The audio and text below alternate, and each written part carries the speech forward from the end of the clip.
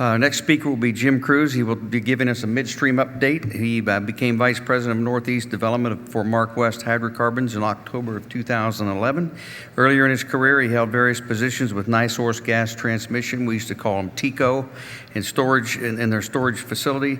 Most recently, he was Managing Director of NiSource's Supply and Origination Group and was responsible for building the NiSource Midstream Services subsidiary to provide unregulated gathering and processing services in the Appalachian Basin. During his tenure at NiSource, he was Director of Commercial Operations, Manager of Gas Control, Manager of Marketing, Manager of Business Development, and Engineering Supervisor. He has spent his entire professional career in the energy industry.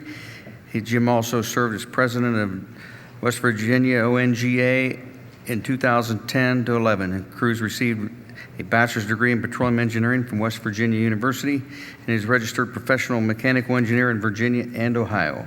Please welcome Jim Crews.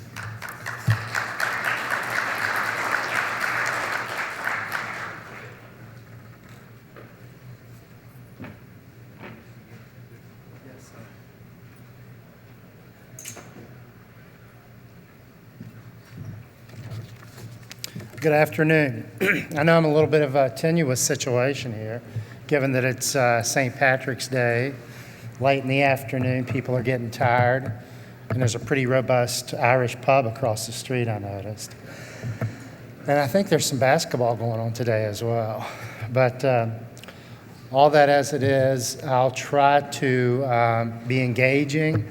I try to present some concepts that maybe you haven't heard before, and hopefully generate some questions. These things go obviously much better when you ask some questions. I spent, as the introduction indicated, most if not all my career in the energy business, both oil and gas, nuclear power. If you could make an electron out of it or burn it, I've done something with it usually. Joined MarkWest about 5 years ago, and then December 4th, we were fortunate in this environment to be purchased, acquired completely by Marathon Petroleum Corporation. Not to be confused with Marathon's exploration company, a completely separate entity, headquartered down in Houston, Texas. This is their refining company, and more specifically, their master limited partnership under their refining company, where MarkWest now resides. They kept our name. We were delisted on December 4th, 2015, when the acquisition closed, and we're now part of Marathon Pipeline Limited Partnership. We are a limited partnership just like MarkWest was, so that means basically we give away all of our cash after we earn it. I'll go ahead and try to advance this. I'm an engineer, you know, by trade. And so this slide that our attorneys put together, you can see we're very long attorneys at MarkWest. And they put together basically in 2 paragraphs what I'll tell you. If you take anything that I say here this afternoon and go buy MPLX stock and it doesn't do what you think it's going to do, you're on your own. That's what that says, okay? So what is Marathon Pipeline Limited Partnership? We're basically now the transportation assets between Marathon Refining's refineries, the 7 that they have throughout the eastern seaboard, including the Gulf Coast. And these pipelines are both crude and product pipelines, move product throughout the Northeast. And with the acquisition of MarkWest, now they go one step further and acquire the midstream assets, which take the product from the wellhead up to the point of a liquidity or where you can market the product. A few points to talk about before we go into general discussion. But what does a midstream company do? I'll take a few minutes just to tell you a little bit about that. A midstream company, very few wells are drilled ever in the country or the world that don't need some sort of processing. They're not ready for market consumption until they go through at least some dehydration to remove saltwater content. They all reservoirs are created in a marine environment.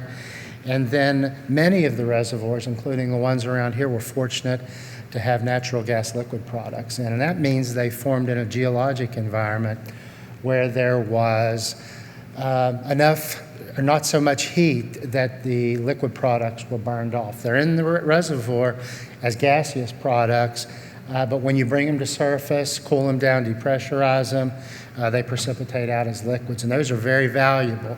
In the formations that we have around here, about 30% of your energy stream is comprised of natural gas liquids, and of that 30%, about half of it is ethane.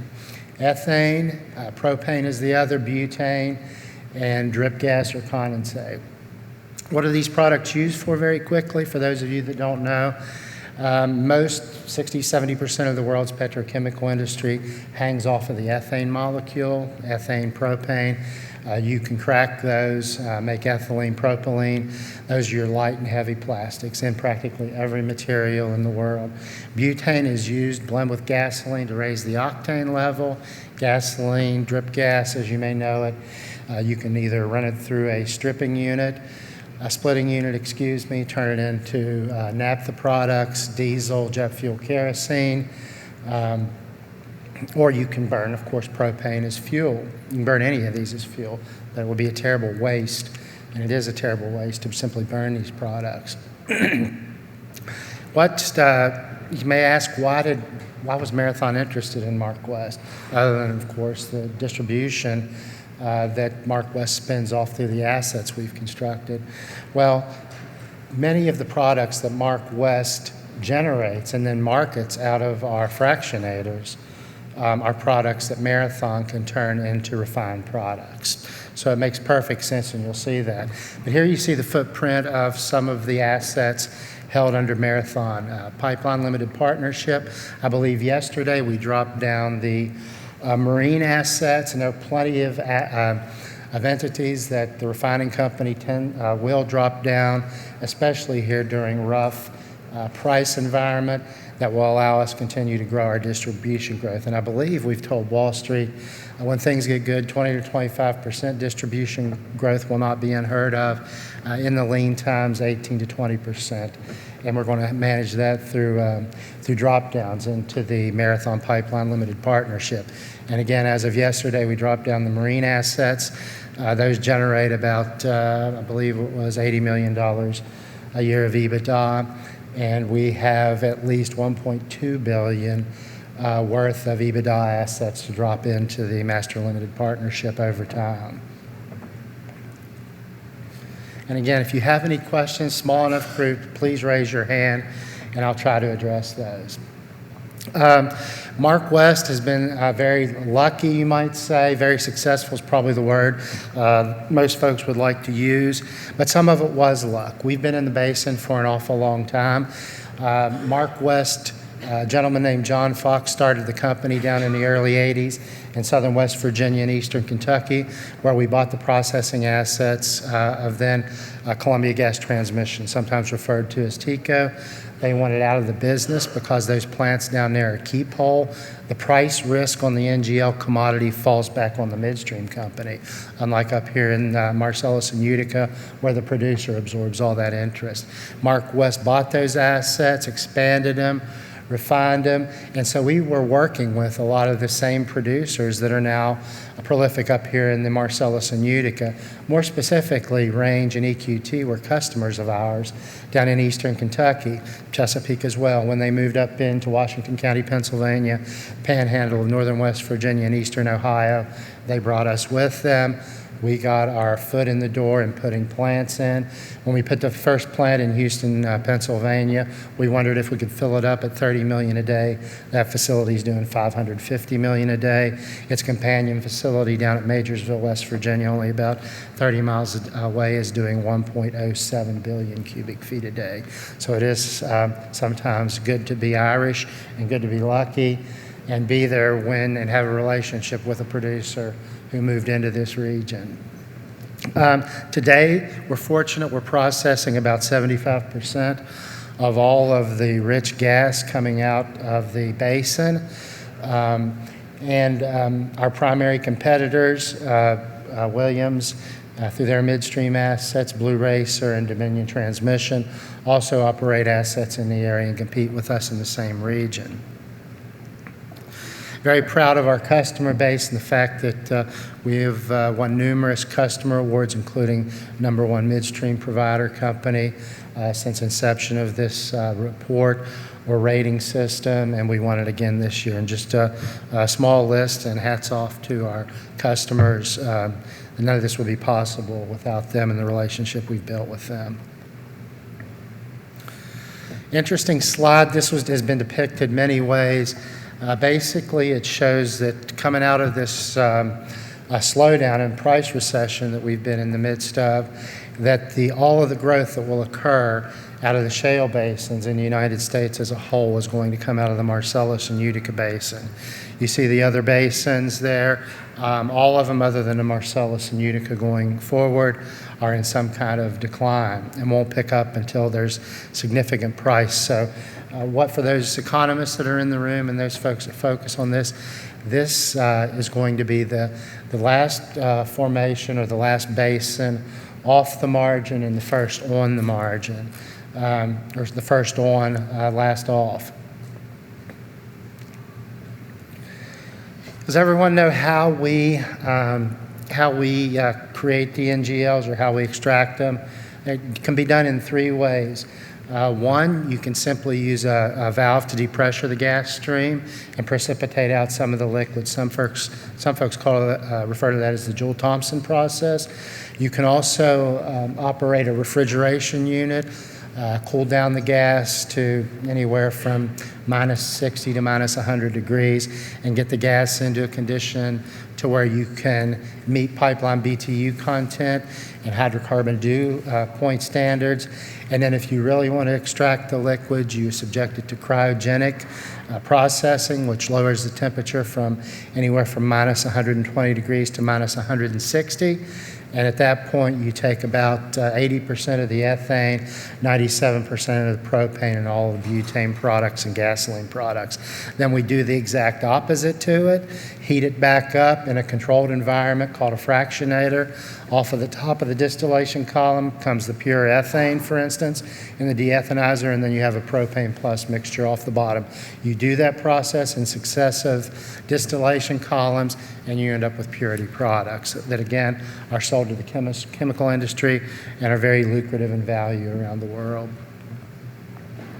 Some of the facilities we built, we're proud to say that since 2008, over the last 7-8 years, we've invested about $10 billion, equally split between Ohio, West Virginia, and Western Pennsylvania. Again, as someone else alluded to earlier, if New York would get in the act, and eventually through the Rogersville Shale and the Kentucky, we'll get the opportunity to expand our footprint down in that region as well. Another depiction just along, basically a good way to look at it is I-79 from Cranberry Township in Pennsylvania down into Clarksburg, West Virginia, and then along just east of I-77 in Ohio down to the Ohio River is basically footprint of activity right now. Very important slide here, and one I want us to focus on, and is really the crux of my discussion today, and what we all have to work at to try to make this basin more competitive for our producers. It won't only just help MarkWest. It won't just help our producers, but it'll also help our government agencies, our tax base, and everything else. If you take, I want to point out the vast difference or discrepancies between producing a well of this type that we produce here in either the Gulf of Mexico or in Louisiana, Southwest, whatever you want to call it, and up in Appalachia. NGL content of both wells, about 6.2 gallons per 1,000 cubic feet. Very typical well, almost 1,300 BTUs per SCF, where dry gas is about 1,000 BTUs. C3 plus GPM, gallons per 1,000 cubic feet of gas, is nearly 3 GPM. Look at the residue value. Because the Southwest is so close to the Henry Hub, because it's piped well to all markets, a producer down there producing, after all fees, can get about $1.59 per decatherm or per million BTUs for his gas. Versus up in this basin, which is not well piped yet, we can't get the product out, and this is the dry gas, we're talking about the methane, he's only yielding about 67 cents for his gas per million BTUs. The net gas value is 62 cents per decatherm, whereas it's underwater at minus a penny per decatherm in Appalachia. The process upgrade, what is that? Well, that's the value that what you would get if you convert your NGLs to natural gas liquid products and sell them to the chemical industry versus just selling it as dry gas. And notice that in the Gulf Coast, their process upgrade in this abysmal market is underwater by 2 cents a decatherm, but up here in Appalachia, it's underwater by nearly 7 cents a decatherm. As far as what you are receiving for your NGL barrel compared to what a barrel of West Texas Intermediate sells for, which is $38 per barrel when I did this, in the Gulf Coast, their customers are going to get about 33% of the value of a barrel of oil, and up in Appalachia, you're only going to get 21% of the value of West Texas Intermediate. What does that all say? Well, when you add that up and think about the fact that the lifting cost for these very expensive wells is somewhere around $1.25, maybe in this environment because prices are down, service industries are hurt, the price is down to maybe $1. But there's no way many of the producers at these prices in Appalachia are making any money at this level. In the Gulf Coast at $1.59 residue and still getting only losing 2 cents per decatherm on your NGLs, you're still probably holding your own. And this is bad for everyone here, and we have to do everything we can in this basin to build projects that will consume this product or will move it out for export so that we can get something closer to world prices for it. It's a slide that talks about the numerous gas pipelines that are scheduled right now.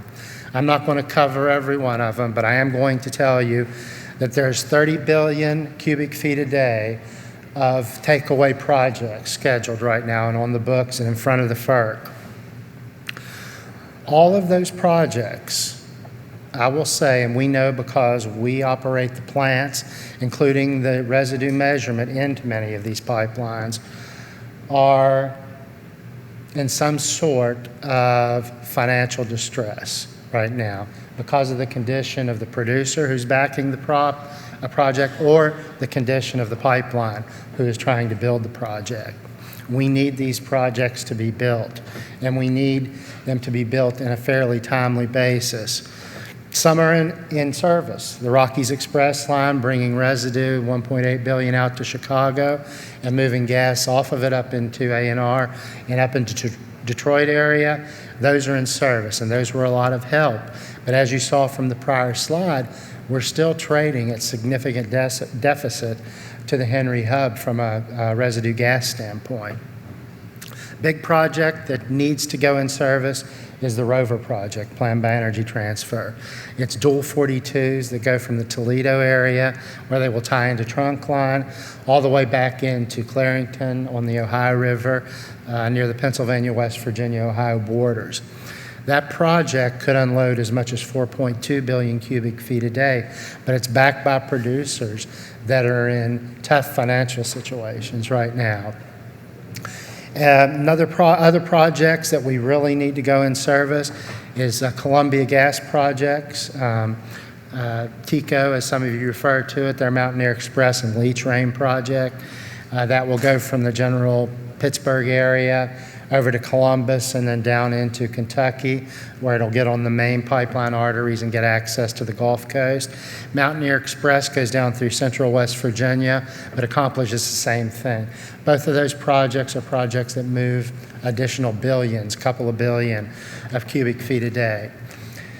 The glimmer of sunshine around some of these residue projects right now are projects that are what we call in the industry market pull projects. All of the other projects are producer projects, but are supply push projects. And when commodity prices are high, the producer can go out and back these projects, and they have. And now prices are low, those same producers are struggling. So those projects are all in a somewhat a tenuous situation right now. However, there are two projects.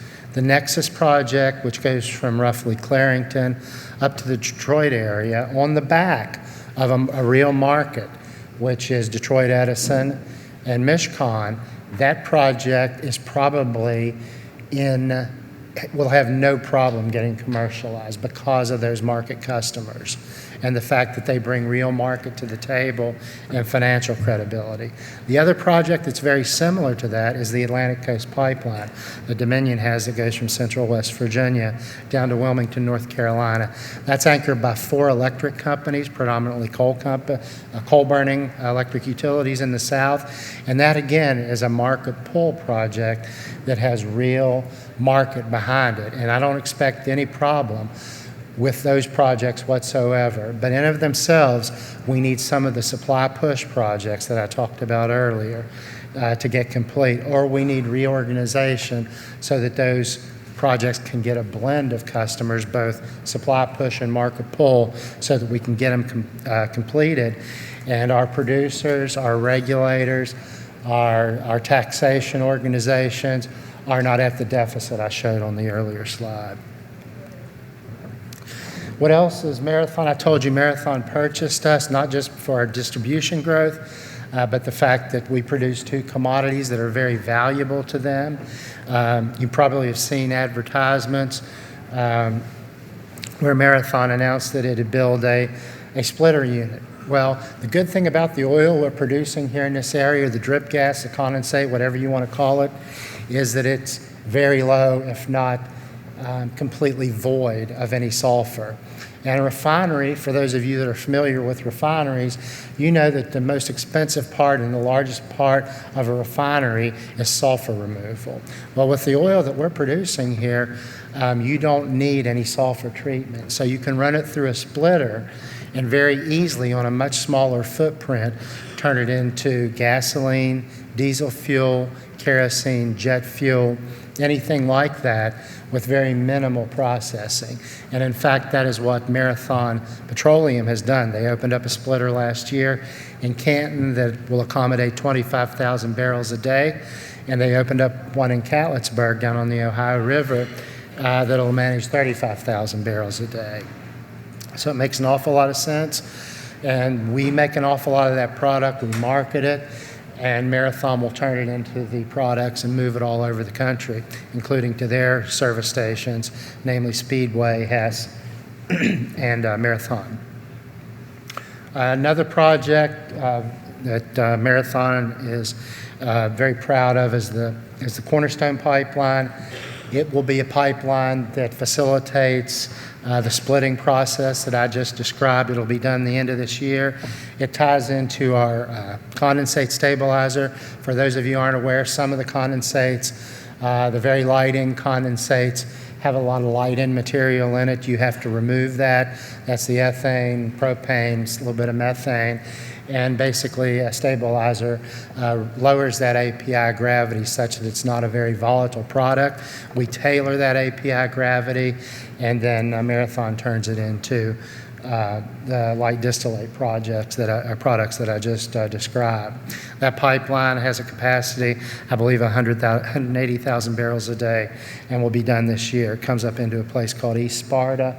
From there, you can take it over to Canton to the east. You can take it toward Columbus and bring it down to the Catlettsburg refinery as well, or you can move it west out towards Robinson, up to Detroit or the Chicago area. So a lot of versatility. Another project that we've made public reference to, I told you that butane, both iso and normal butane, is utilized in the world to raise the octane level of gasoline.